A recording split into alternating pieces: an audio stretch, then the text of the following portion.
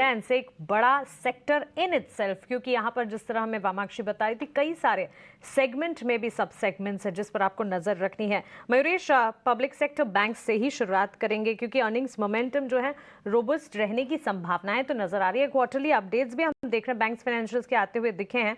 क्या ये controlled credit cost के जो सिनेरियोज हैं वो एक बड़ा फैक्टर है जो कि पब्लिक सेक्टर बैंक के लिए इस वक्त पॉजिटिव प्ले आउट करता दिख रहा है? क्योंकि मार्जिन की अगर बात करें, डाउनसाइड बायस भी पॉजिटिव है, एक्सपेक्टेड है, क्योंकि फंड रेजिंग की अगर बात करें वहां पर भी एक इम्पैक्ट आता हुआ दिखा है। डिपॉजिट ग्रोथ, क्रेडिट कॉस्ट, ये सारी की सारी चीजें जिस पर फोकस रहता है। लेकिन बैंक्स फाइनेंशियल्स में पब्लिक सेक्टर बैंकिंग की अर्निंग्स के सिनेरियोज आप कैसे देख रहे हैं?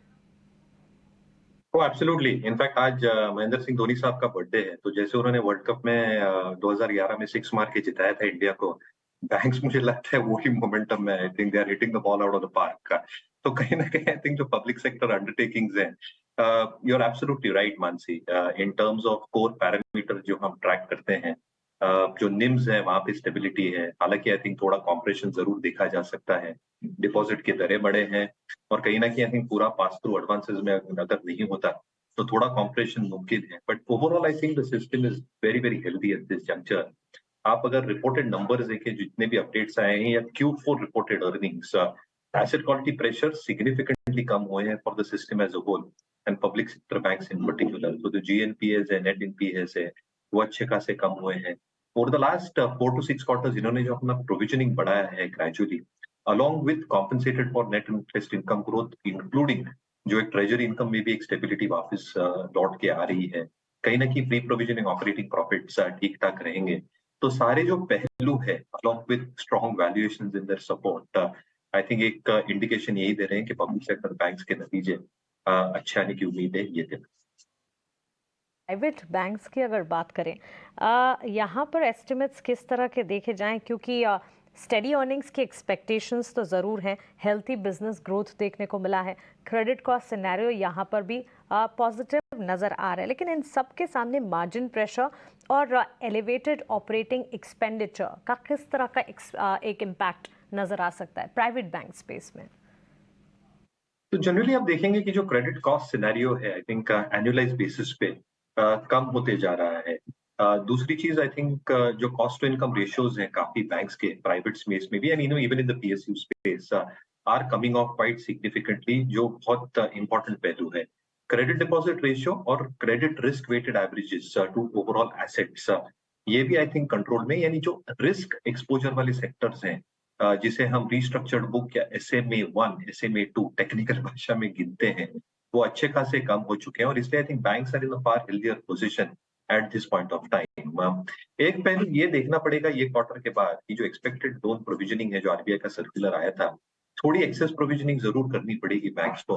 But in my opinion I think it's a very very healthy sign, क्योंकि अगर प्रोएक्टिवली बैंक्स रिस्पॉन्ड करते हैं उनके बैलेंस शीट्स के ऊपर, तो जितनी रिस्क के कैरी फॉरवर्ड करेंगे in the next few quarters, ये अच्छी खासी मिटिगेट हो जाएगी। तो मुझे लगता है I think credit cost private space के लिए अच्छे खासे कंटेन्ड है। At the same time I think जो कैपिटल एडविकेसी, जिसे हम टियर 1 रेशियोज कहते हैं, जिससे बैंक्स को एडवांसेस ग्रोथ में सहायता मिलती है, वो अच्छे खासे हैं फॉर द प्राइवेट स्पेस।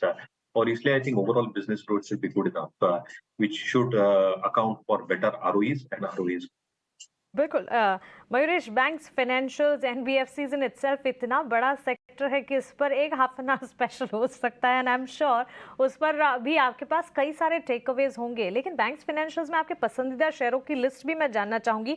उससे पहले एक और छोटी सी सेगमेंट या बैंक्स, फाइनेंशियल्स, NBFCs से जुड़ी ही कुछ और बारीकियां जो कि आपसे समझनी है। स्मॉल फाइनेंस बैंक, काफी अच्छा ट्रैक्शन यहाँ पर भी देखने को मिल रहा है, हेल्दी परफॉर्मेंस क्या नजर आ सकती है? क्योंकि कई सारे नाम अगर आप देखें, AU small finance, Equitas small finance bank इन दिनों फोकस में है। और साथ ही साथ लाइफ इंश्योरेंस की अगर बात करें, प्रीमियम ग्रोथ जो है वो म्यूटेड नजर आ रही है, क्या इस पर भी नजर होनी चाहिए और किस तरह के सेंटिमेंट्स वहां पर दिखेंगे? एब्सोल्युटली। इनफैक्ट मैं थोड़ा एक मैक्रो पर्सपेक्टिव दूंगा very quickly. I think for small finance stroke MFIs, 4 lakh crore का ओवरऑल लोन बुक साइज है। एवरेज जो एक डिसबर्सल रेट है वो 50,000 के आसपास है। वो अगर 80 से 90 तक पहुंच जाता है, with the house hold number actually increasing multifold over the next few years, आप देख सकते हैं कि ये total advance book can actually double in the next 3 to 4 years। सो आप समझ सकते हैं कि इंडस्ट्री के लिए ग्रोथ रनवेज कितने हैं। इसलिए आई थिंक एसएफबीज और एमएफआईज ऑब्वियसली फोकस में रहेंगे over the next few quarters.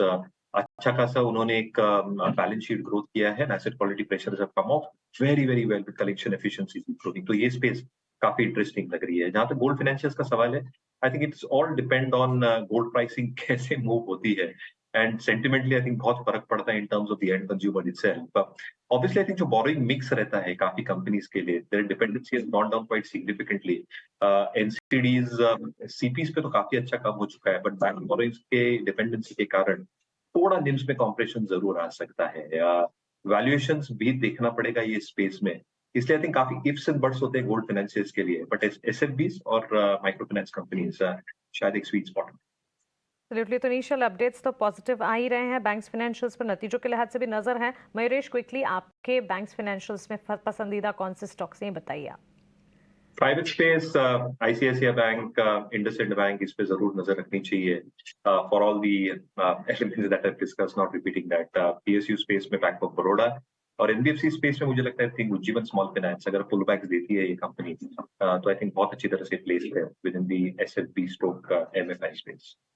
और चलिए अब अगले सेक्टर की तरफ